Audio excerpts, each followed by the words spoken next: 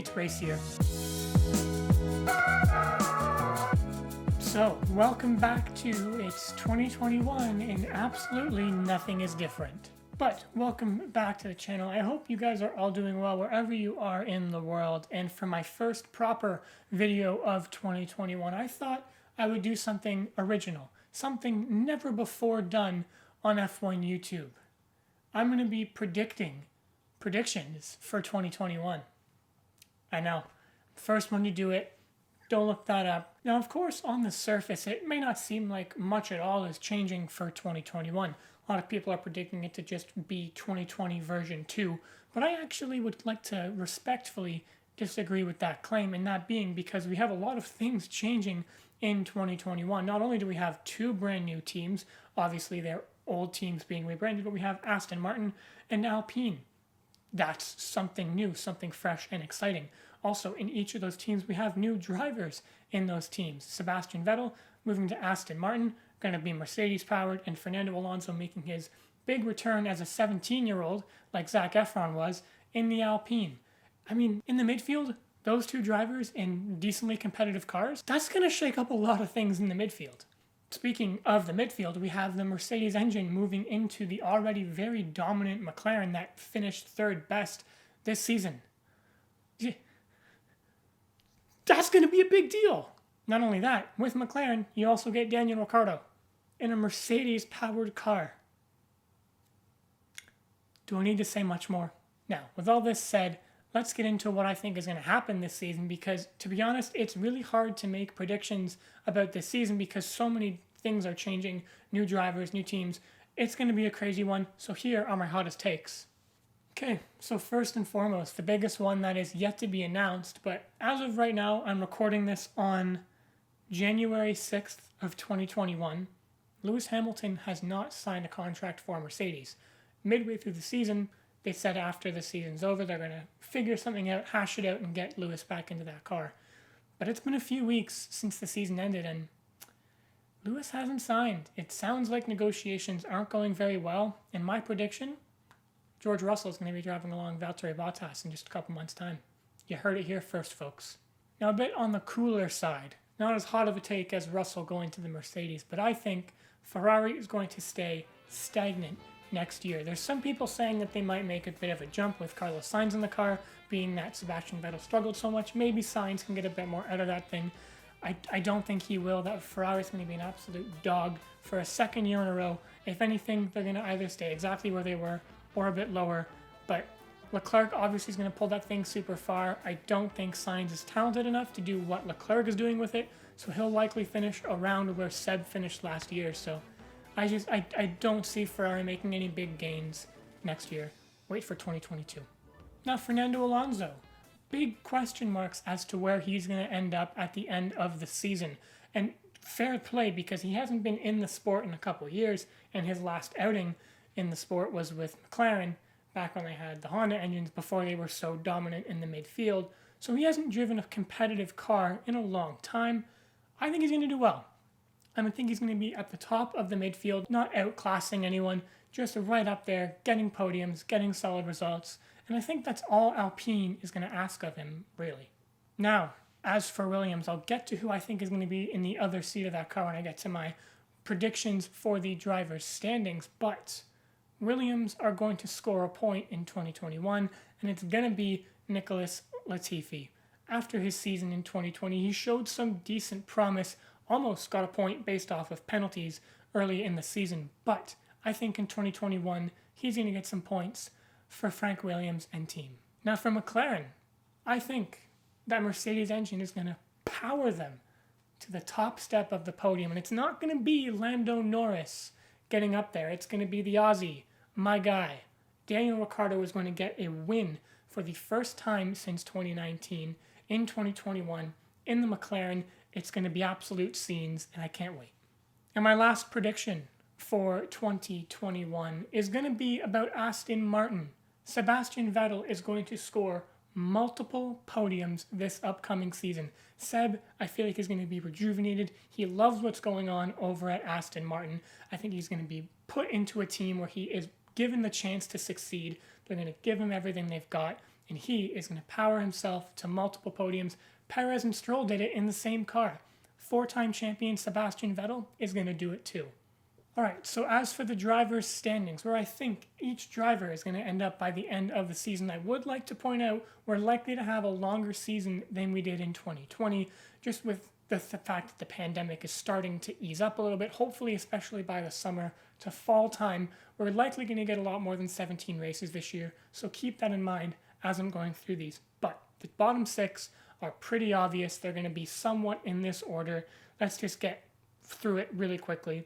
Mazepin, Schumacher, Raikkonen, Aitken in the Williams, Giovinazzi, and Latifi is going to be the top of the bottom markers, if that makes any sense. Now, yes, I think Jack Aitken, in the event that George Russell gets signed to Mercedes, to fill that seat, it's going to be Jack Aitken. He had that experience in Sakir in 2020. I think they're going to lean on that. He clearly then has the super license points to get in the car, and honestly, he performed well in Sakir, and I think he deserves a drive in the Williams. Then we've got the next rookie, Yuki Tsunoda. I think that AlphaTauri is still going to be a class above the back markers. Yuki Tsunoda, though, brand new in the sport. He's gone from F4 to F3 to F2 to F1 in 4 consecutive years. I'm not saying he's going to struggle, but he doesn't have the talent to match up with the likes of the guys ahead of him, but he's also not going to be so bad that he's behind the cars behind him. I think he slots in right in the middle of the backfield. And this one, I think it's going to be a bit of a hot take, but Carlos Sainz in that Ferrari is going to be right ahead of Yuki Tsunoda. Again, I really don't see that Ferrari being any better than it was last year. Putting him in 13th is just one spot below Vettel was in 2020. And with the amount of gains that are happening in the rest of the midfield, I don't see Ferrari being able to keep up. And if Sebastian Vettel couldn't do it, I'm sorry, I don't see Carlos Sainz being able to do either. I can't see it. In 12th, I know it's technically a step back for Pierre Gasly, but I think, like I said before with Sainz, the guys in the midfield are just going to continue to propel, and I don't see AlphaTauri propelling next year as much as the other guys did, because as we know, they get a lot of their parts from Red Bull. Red Bull didn't have a strong season this year. Yes, they finished P2, but it wasn't a great season, and I don't see AlphaTauri making as big of a performance gain as the rest of the guys, so I've got Gasly in P12. Technically an improvement for Esteban Ocon this year. In the Alpine, he'll finish P11. Again, I don't see him being able to outclass some of the big performers we have in the midfield this year, especially with Alonso and Vettel joining. He doesn't have the talent, I think, to stack up against them, but technically he'll be doing better than he did last year, where he finished 12th. So I think that's fine. Getting into the top 10, we have the first Aston Martin in Lance Stroll. Now, yes, the Aston Martin is going to be a solid car this year, but I feel like I'm a broken record. I don't think Stroll's going to be able to match the pace of some of the other guys in the midfield, especially not his teammate Sebastian Vettel. But still, I think he's going to be good enough to get top 10 again. And honestly, that's solid for midfield. In 9th place, I've got the other Ferrari, Charles Leclerc. He finished 8th in 2020. With all the big gains that the other guys are making, I see him slotting down to 9th place. Still, staying stagnant for Ferrari. I don't see them making any big gains, and Charles is just going to outperform that thing again, but not enough nearly to get him closer to the top 5. 8th place, this one hurts a little bit. I'm putting Lando Norris. Now, I know a lot of us love Lando. I love Lando. He's a great character, but I don't think he has enough consistency yet to really challenge these guys up ahead. It's a really strong midfield. I know I keep saying that, but it really is that strong. I'm putting Lando in P8. Now, McLaren's going to be great, but not good enough. P7, Sebastian Vettel in the Aston Martin. I think it's going to be an absolute scrap for the top few positions in the midfield, and it's going to be fantastic to watch because we have so much talent in that midfield. It's going to be absolutely bonkers, and I'm putting Vettel 7th place, right behind in 6th place, Fernando Alonso. Like I said in my predictions, upper echelon of the midfield in that Alpine. He's going to get going quickly, and I think Fernando Alonso is going to have a good season back in F1. All right, now we're getting into my top 5, the best of the best for 2021. Kicking things off, I've got the second Red Bull driver, Sergio Perez, technically putting him better than Alex Albon finished in 2020. I just don't think that second Red Bull seat is going to be successful for anyone to be able to match Max Verstappen. But P5 in this class is extremely good. You're beating the likes of Vettel, Alonso, Norris. That's a good place to be if he can get there. P4, I think our driver of the year is going to be Daniel Ricciardo. I know he got P4 in 2020, but it's going to be a much more entertaining P4 this year. I think he's going to come out running, like I said in my predictions. He's going to have at least one win. It's going to be an absolute treat to watch Daniel Ricciardo in 2021 with that Mercedes power and no Cyril. Come on. P3, Valtteri Bottas. The man's confidence is wavered. I don't see him sticking around past 2021. I don't know who's going to fill that seat next to Russell, but Bottas P3, I don't think he can class up with the two ahead of him. Now, I know, I'm just going to say it. I'm going to say what my top two prediction is, and comments below, please don't kill me. Max Verstappen's going to win the championship with George Russell slotting in P2. I said it. I think if it actually happens and we don't have Lewis Hamilton in 2021, Max Verstappen knows that's his window. That's his opportunity to get his world championship. He already nearly got second place ahead of Bottas in 2020. Could have easily outclassed him without a few shenanigans late in the season. And he's going to win the championship because George Russell, as good as he's going to be, he's going to get multiple race wins in that Mercedes. But he's not going to be consistent enough. Max Verstappen's been in this fight for so long and he's been so close. And he's finally going to do it in 2021.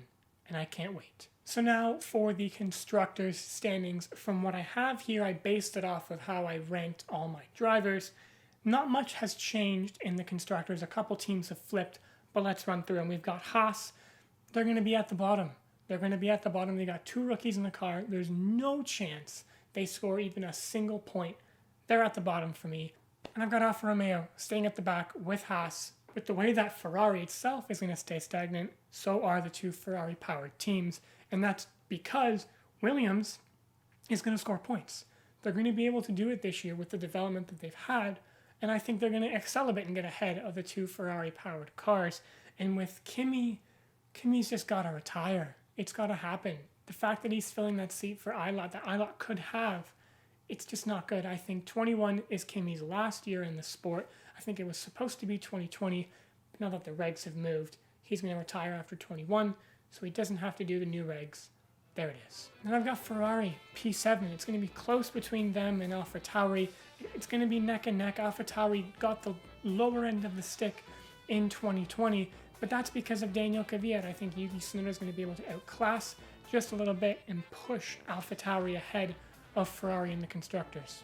And let's just get this out of the way. I don't see any change in the running for the midfield to the top runners. Alpine, Aston Martin, McLaren, Red Bull, and Mercedes are going to be the way it lines out. I don't see any big shifts happening within the way the Constructors lines out. I think it's more so the different drivers are going to get to be seeing doing so well. I don't see the Constructors changing too much. McLaren's going to be top of the midfield because of that Mercedes power. Alpine's not going to be enough for Aston Martin. Aston Martin's not going to be enough for McLaren. And Mercedes is still going to clean up shop because they've got those two drivers in the top three. That's just how it's going to be. All right, so there are my predictions for the 2021 season. As crazy and radical as they might be, that's what they are. And if you have anything different to say, let me know in the comments down below. I hope you guys enjoyed watching this one as much as I enjoyed making it. Feel free to lick the stamp, send that subscribe button down below, drop a like if you really liked it, and don't miss the apex. Peace.